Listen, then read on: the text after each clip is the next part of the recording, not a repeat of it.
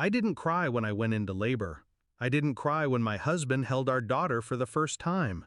But the day of my baby shower, when I stood in a room decorated with pink ribbons and untouched cake, staring at two empty seats with Mom and Dad written on them, I broke.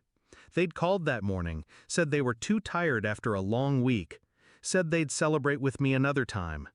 I smiled through the phone, told them I understood, but I didn't. I didn't understand at all. Hours later, scrolling aimlessly on my phone to distract myself from the ache, I saw it. A Facebook post. My brother grinning by the grill, my parents beside him holding drinks. A barbecue. On my baby shower day? The caption read, "Best family ever." I didn't smash my phone. I didn't call to scream. I just stared at the picture until my tears dried, and something inside me shifted. It hadn't always been like this. When I was a kid, my parents made me feel like I was enough. At least that's how I remember it. But somewhere between my brother getting his driver's license and me graduating college, the balance shifted. He became the center, the golden boy, the one they dropped everything for. I told myself it didn't matter, that I was independent, that I didn't need their approval. But standing alone at my baby shower, the lie cracked. That night, I lay in bed, staring at the ceiling. I thought about all the birthdays they'd missed, the graduation they forgot to attend, how they skipped my engagement party because my brother needed help moving. I could have confronted them, could have begged for an explanation, but I already knew what they'd say. It would be my fault somehow. I was too sensitive. I misunderstood. No. This time, I wouldn't ask for an apology.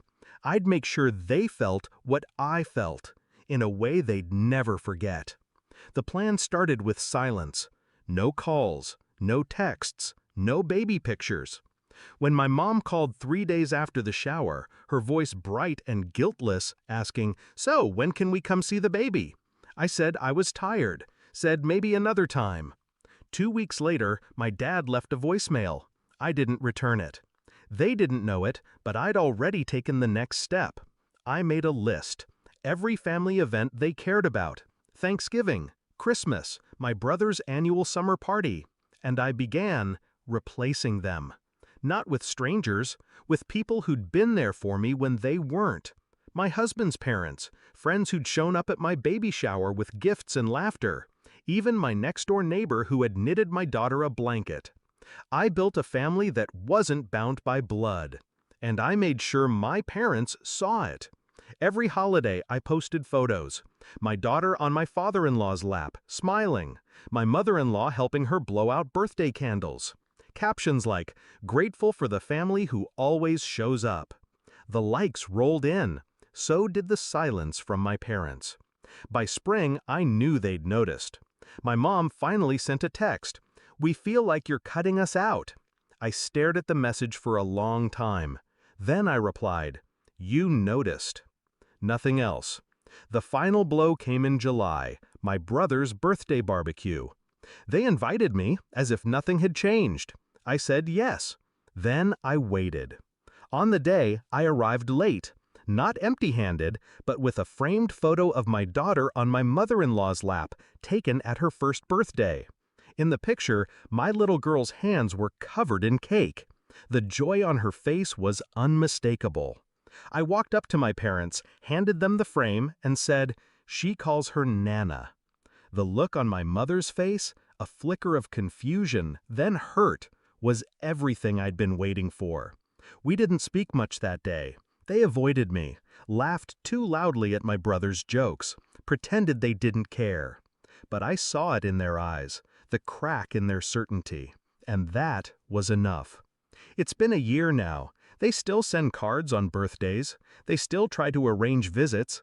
But I keep my boundaries sharp, my distance intact. They think I'm punishing them. Maybe I am.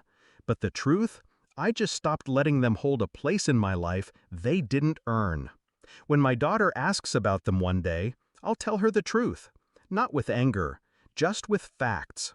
That sometimes the people who are supposed to love you the most don't show up.